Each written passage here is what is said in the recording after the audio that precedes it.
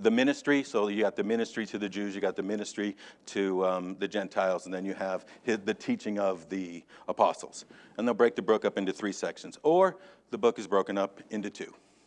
And if you break the book up into 2, chapter 8, verses 29 and 30 is the climax of the first half. Even if you break it up into 3, verses 29 and 30 are the climax. Okay, this is a huge point in this book and in any person's faith. And so we'll spend some time on that next week. And we've referenced it for the last 2 weeks. But in verse 29 he says, "And he saith unto them, But whom say ye that I am? And Peter answereth and saith unto him, Thou art the Christ." The great testimony, the great revelation. Why do you say it's revelation? Because in Matthew we learn that his response to this is very important, by the way. It's very important that we get this. His response is, "Flesh and blood have not revealed this to you." Brother, you didn't get this because you're so smart. This didn't happen because you've seen everything. Because that's what if I would just have saw all that, it would be different. Well, they did see all that, and they had hard hearts. They did see all that, and yet they saw, but they didn't see. So we get a response here that's crucially important. So here, not see, not see. The Pharisees didn't see. We're about to see a blind man who can't see. The apostles didn't see. Then you skip over this part. You jump to the conclusion. And what do we say? Finally, he does see. But Matthew tells us why he saw. Flesh and blood didn't reveal this to you, but my Father in heaven did. There's a revelation that makes it true. Okay, so we have that part. Stuck in the middle between that is where we're going to spend our time this morning. It is this unique miracle. It's unique for 2 reasons.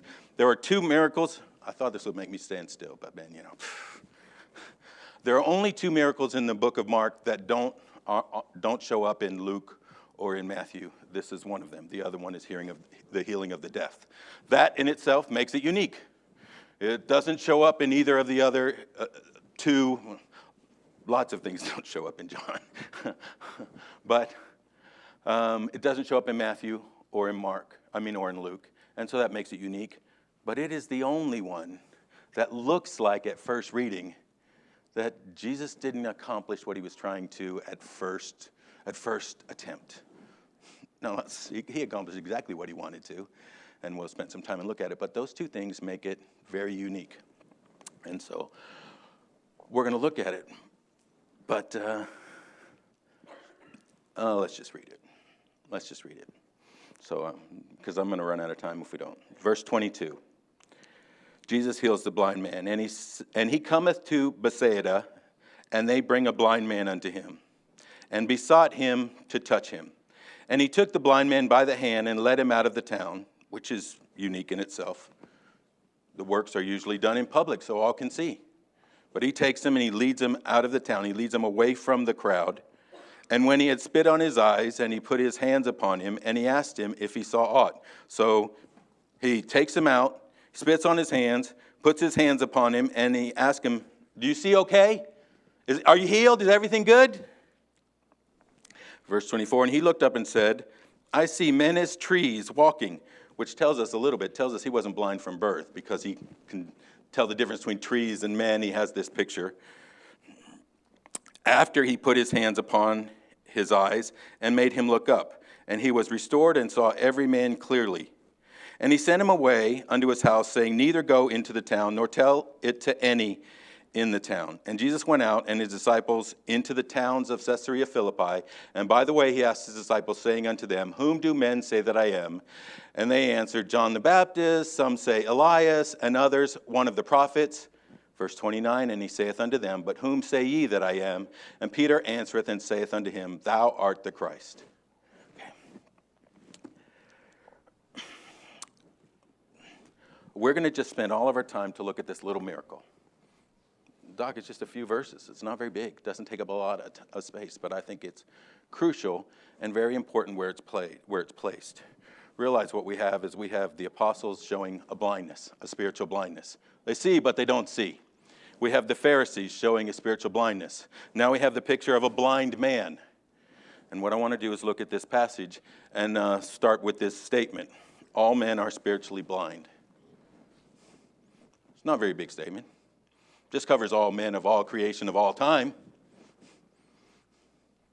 And immediately, if you give it some thought, you're starting to think, okay, probably true, but what about at this time in their life, and what about? Brother Gonzalez, you can come up with as many what-abouts as you want to.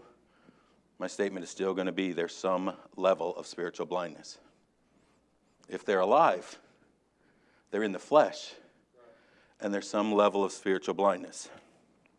Now, when we begin to look at this is one of those things, Eric, this is one of those things that I think probably every person in here, very wise, we've been under Brother Steve's teaching for a long time, we would get this right on the test.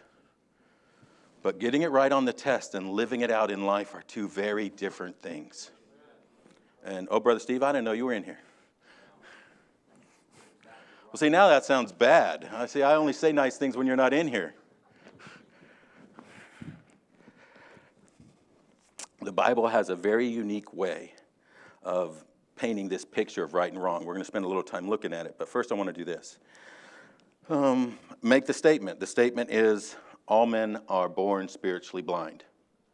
Brother Gonzalez, that's going to be good. We have no problem with that. Paul would say all men are born spiritually dead. So we just make the correlation and it's fine. But when you start saying that all men have some level of spiritual blindness, that's when we start to... Okay, but at some point, don't you believe? Okay, but we're still in the flesh. And in the flesh, there's still some level of being impaired. When the Bible paints this picture of being spiritually blind, it's very important because it changes how we live life. Okay, in Bible times, they followed dualism. And we'll talk about that in a minute. Because dualism has some very serious problems. And it's still being followed today in the Middle East. In our country, we've elevated ourselves. We don't follow spiritual dualism. We define right and wrong. Let's get a good phrase. Modern secularist, which means we define truth by ourselves. Okay, that's what happens. We build an argument and the best argument and what we want, and we decide what is right and what is wrong. Now that has its own share of problems. We're not going to look at it. This time is dualism, and that brings lots of problems. See, in Bible times, dualism, it's like this. You have good and you have bad. Brother Gonzalez, see, the good, they get it. So because they get it, they do good things. The bad, they don't get it, so they do awful things. It would be like this.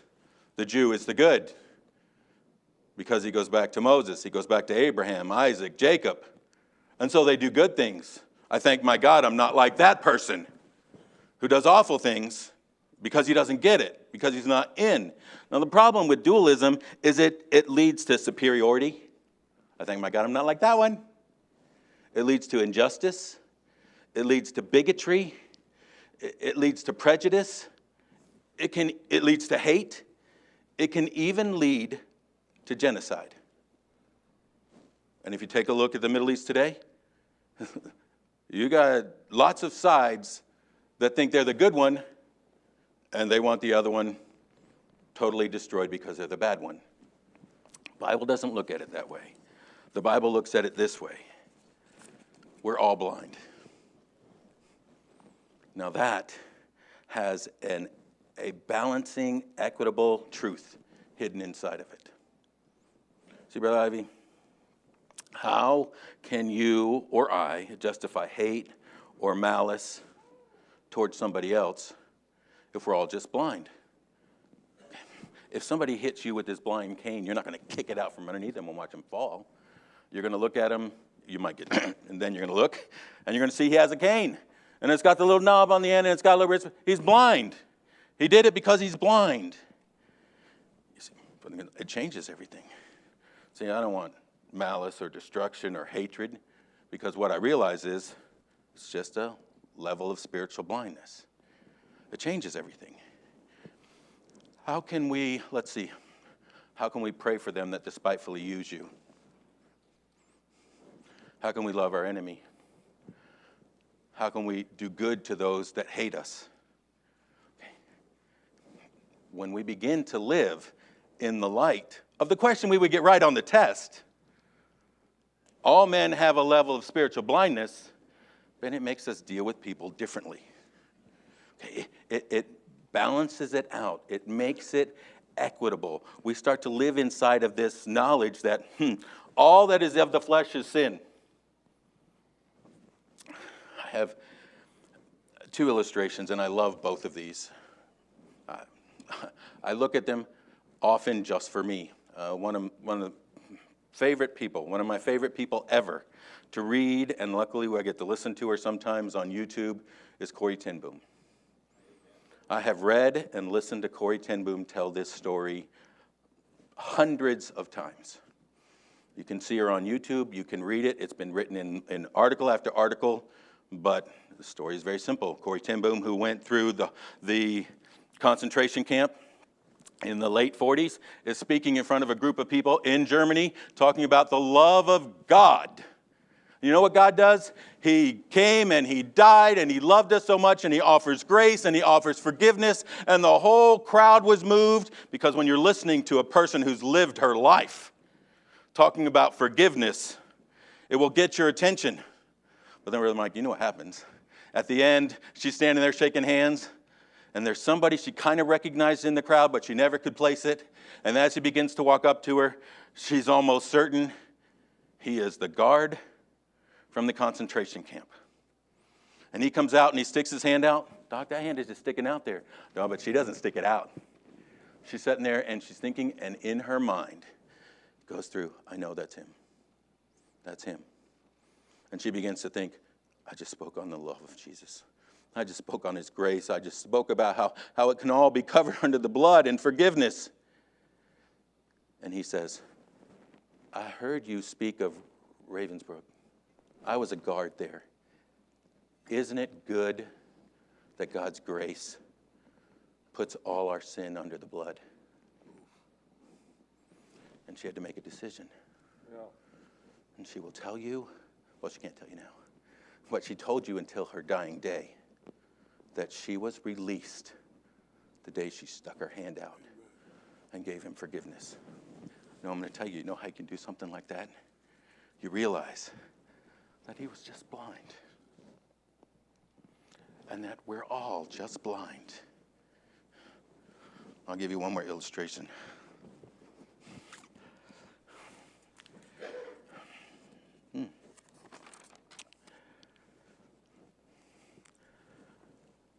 After apartheid ended in South Africa, a white police officer named Mr. Vanderboek, B-O-E-K, and I'll give you his name. You can look it up if you want to, please. This is all matter of court record, by the way. Was put on trial. The court found that he had come to a woman's home, shot her son at point-blank range, then burned the young man's body on a fire just out in front of the house while he and his officers partied nearby. The woman's husband was later killed by the same man, and his body was also burned. Okay. Now, I want you to imagine this. Doc, imagine. It was bad enough she had to go through all of that. Now she's been sitting in a courtroom, listening to all of it, listening to every detail being argued and dictated and brought back up and having to go through it again. Okay? And so a member of the South African Truth and Reconciliation Commission turned to her and asked, what do you want? How should justice be done for this man? And that's the right question. The question is, how can justice be done for him? Because you can't do justice for her. No, it can't be undone. What would this wife and mother say in the face of such a question? Here's her response. I want three things. That's a quote. First, I want to be taken to the place where my husband's body was burned so that I can gather up the dust and give his remains a decent burial. My husband and son were my only family, from the transcripts. I want, secondly, for Mr. Vanderbeek to become my son. I would like for him to come twice a month to the ghetto and spend a day with me. No, Brother Mike? There's part of me that could, okay, spend a day with me so that he could see the poverty and misery I live in. Spend a day with me so that he could see what he took from me and how empty my house is. I mean, I could come up, spend a day, okay, I could come up with some things. Still in her quote, spend a day with me so that I can pour out on him whatever love I still have. How can a person do that?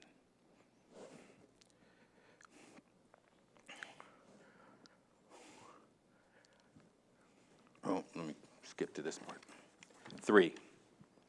And finally, I would like Mr. Vanderbeek to know that I offer him my forgiveness because Jesus Christ died to forgive. This was also the wish of my husband, and so I would kindly ask someone to come to my side and lead me across the courtroom. He doesn't even want him to come to her. Come to my side, lead me across the courtroom so that I can take Mr. Vanderbeek in my arms, embrace him, and let him know that he is truly forgiven. How can a person live like that? That's a person who lives in the realization that all are blind and deceived and in need of the Master's touch. Now,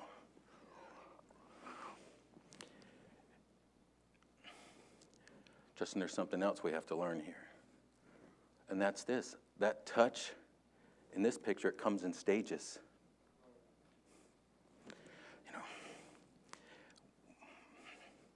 We tend to, if I made the statement like this, all are blind until salvation. Most people are like, yeah. I could make that statement, yeah. We want to believe that's how it happens. But that's not how it happens. Okay. We take the Pauline look. And Doc, we take the Pauline look and we leave out the fact that he didn't see right away. Somehow we missed that whole part. And then we missed the part where he spent 3 years in the desert being trained. And we just say, Paul, Acts chapter 9, Paul on a missionary journey. But that's not how it happened. And that's not how it happens. As newborn babes desire the sincere milk of the word. Babies might be able to see, but they see men like trees. They don't have a whole lot of knowledge. They can't discern. They have to grow. As newborn babes desire the sincere milk of the word. We grow in faith. Faith comes by hearing, and hearing by the word. Justin, we will never understand how important this word is. If we did, we would treat it so much differently. We take a picture here. In this chapter, here are the apostles. The apostles have hard hearts. The apostles who have already been given power and gone out to the cities and have already cast out and have already performed miracles. The apostles. And now they have hard hearts and they see, but they don't see.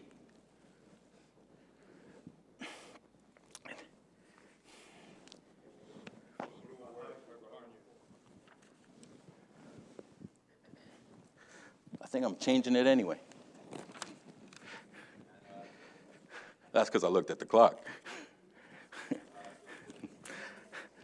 Two implications. Just two implications so we can go on.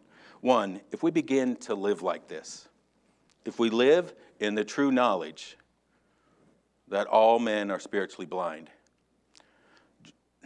Justin, we can't justify being impatient or superior. It will change how we deal with people. We can't look down our nose at them. We can't get irritated at them. You know, all those things we're supposed to be patient and long-suffering and loving and forgiving. Those things become possible in reality when we realize they're blind and we're not kicking the stick out from underneath them. Now, what happens is we just want to get them and take them from where they are to the healer, to the revealer. I'll say this. Doc, I've never looked up that story. I have looked up the story multiple times, but I've never looked up to see what the court did after that woman in South Africa asked for those things. Okay. But I will tell you, if I was a citizen of South Africa, their job as the government is to issue justice. Okay. But our job as Christians, those who have received grace, should give forth grace. Romans 13, he empowers the government, the sword. Not you and I. How many people has that story touched? How many millions of people have gone through the hiding place, visited the house, studied the life of Corrie ten Boom? Inside of us, there's something that knows we need mercy and is so thankful and wants to lift it up.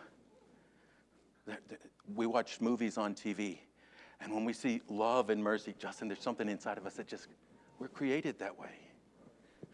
We're created to worship the God who is love and merciful. What a change it would be in our ability to interact with other people if we would begin to live with the idea that all men are blind. That implication changes it. And then, so I think we still should call evil evil, but how we respond to it and how we look at it is different. Grace makes it different. We don't want malice. We want to give grace. And second thing, what happens is, well, preacher, if you were teaching this, I'd be in your seat. Well, I'd be in the seat over there. But I'd be back there saying, I don't know what's wrong with me. I should be further along. My eyesight should be clearing up. At first, Brother Mike, my first response shouldn't be what it was. And I begin to get worried, and I'd become my own victim, and I'd be chastising myself. And the question is then, where am I at, and how do I know, and what's? Well, here, I'll give you this little thought. You know that your biblical spiritual sight is starting to clear up when you want more. Because if you didn't have any, you wouldn't want it. In 10 years, I should look back at myself now and say, I was such a fool back then. Which, Miss Maddox, by the way, means I really am a fool right now. But that's what he is, faithful to take us from where we are and complete us. That, by the way, we'll see is the issue. It becomes our challenge. Because, preacher, I want things I can do. And what we're going to see is again and again, this is dependent upon him. See, meeting Jesus and growing in spiritual sight is not like adopting a religion. Justin, when I adopt a religion, it's something I can do in my own power. I stand in the back and I say, if I need to be better. My life isn't as good as it needs. Maybe I need to pray a little bit. Rob, I need to calm down. I need to live a better life. So I take the pick out there and I say, this one looks the best. All of this I'm still in control, Brother Mike. I go and I say, this one looks the best. And I follow all the observances. I do all the practices. And that doesn't help you see. You see, because it's something that happens in meeting Jesus. It's something he does. Remember what he told Peter? Flesh and blood didn't reveal this to you. This came from heaven. The revelation came from heaven. And it wasn't anything to do with the faith of the blind man. Jesus healed him. And he's the one who heals us. And so, I'll use your word. Our life with Christ is a relationship. Well, here's the important thing about a relationship. With Brother Kevin, since he's not here. Brother Kevin comes. He looks good. He looks the part. Doesn't he? He looks good. I know. Makes me jealous, and then I have to go pray. And he's talented. And he's friendly. And he speaks well. You and I, we're in the same place. And two beggars looking for the guy who's going to give us bread. And you can want to have a relationship with Brother Kevin. But this is what is needed if you're going to have a relationship with Brother Kevin.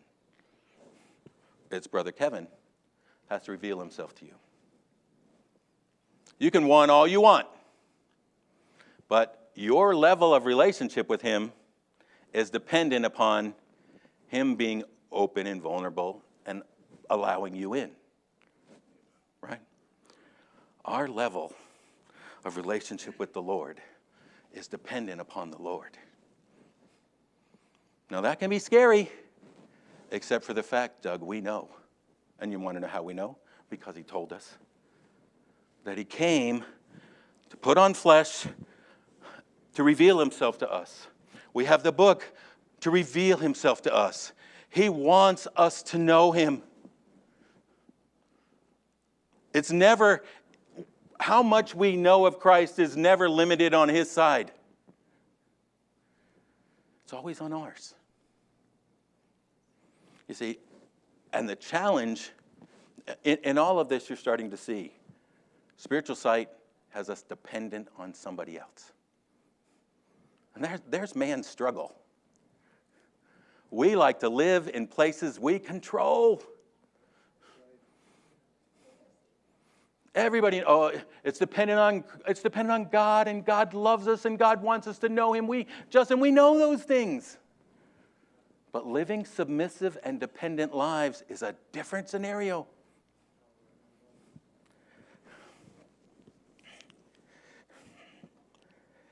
And that's where he gets here. So we get this picture of what it's like to have spiritual sight. Now, Brother Gonzalez, what happens is, okay, so I know all that religious thing is bad, and I'm not gonna live that way. I'm gonna go to church and wear the right clothes and say the right things and read my Bible and pray, and I'm gonna do those things, and it's gonna. If I'm not careful, you know what I just did? I just built a list of things I can do. There is no desperate dependence on him. And I might pray, but that prayer is different. I see, but I don't see. But when you're like, Jeremy, you're confusing me. Yeah, well, I confuse me too sometimes on purpose. I deceive myself that I can stay in the dark, which, by the way, is not in the light, and it's tough to see in the dark. And sometimes, Brother Gonzalez, I keep myself there. Here, obvious illustration. Brother Ivy, I have a problem with seatbelts. You can say, you have a problem with seatbelts because you're a big guy? No, I have a problem with seatbelts because somebody's telling me to do it. That's my car. I pay for. I license. I insure. Well, it drives on state roads. That get paid for how? It's our tax. It's me, and they got to tell me what to do. I don't like it. Now, I know seatbelts are good for you. Seatbelts save lives. My problem is that trying to convince me that the state cares about my life. Because I could go on a motorcycle and I don't even have to wear a helmet. They want me to die if I'm on a motorcycle. Insurance companies don't have to pay out so much money. And you look to see how this was pushed through. It was pushed through by the money from the insurance companies. So I have a problem with them. I know that they're good for you, but I've had a good friend who went through the windshield of a car. Had 110 stitches in his face. Justin, you go visit him, and you know what happens? You now know, and you really know, that seatbelts are good for you. In our life, often it takes trauma for us to go from know, but we don't see, to know and see. Spiritually, we might still be struggling. Oof. Oh, that's the first bell. That's the first bell, school bells. Okay, 3, 4, 5. Let me just do this. No, I'll turn it back. We won't do that part. I think this is where we struggle. this is my opinion. In my opinion, I'm supposed to go out over here. We know this. Why do we struggle so much with surrender and with dependence? Well, I'll do this. It's so easy for us to believe God is a good teacher. Some say you're Elijah. Some say you're John the Baptist. It's hard to believe because if we believe who he is, then we have to depend on him. It shines light on the problem inside of our life. And the problem inside of our life is we want to be self-sufficient. Declaring him as God and living like he is God, it shows our pride. In fact, I'll go further, because here's a key word. We're addicted to being self-sufficient. Now, I got 3 minutes, so here we go. Take a look at an alcoholic. Okay, that's the easiest addiction to talk about. Everybody knows someone who struggles with alcoholism. Okay, here's the picture. This is what's going to happen. You got an alcoholic. You go talk to them about their drinking. This is what they're going to say. I'm not an alcoholic. Yes, I drink, but I am not controlled by it. I can quit at any time. And preacher, that person is not going to gain any control of their life until they get to the place that they say, I'm out of control. Christians and the unsaved, those who are born of women, are not going to gain any control of their life until they get to the place that they say, I'm out of control. I am an addict. I am addicted to self-control. I am addicted to viewing myself well. Nothing dies harder than the desire to think well of oneself. It's always somebody else's fault. I'm going through this situation. I did nothing wrong. The Bible tells us we're controlled by pride and self-centeredness. And we say, well, I might be selfish to a degree, but I'm not controlled by it. And in that denial, we are so offensive to God. We deny how much we're willing to justify sin in our life. We deny how much we'll abuse others. We deny how inhumane we can be to others. We deny all of that. Mike, it's really easy. I just say, they deserved it. I was trying to help them. I was calling down fire in their life. All that's malice, by the way, no grace. All that's Ephesians 4, by the way. Darkening the glass. Man likes to deny our spiritual insufficiency, our spiritual inability, our spiritual inadequacy. We don't want to admit or live in dependence. And that's why we struggle with seeing him. Who art thou? Thou art the Christ, the Son of the living God. And all of life comes from you. And I can do nothing without you. And I am willing, and not only willing, I desire to be dependent on you in all of my life. And then we begin to grow in spiritual sight. We close in a word of prayer this morning.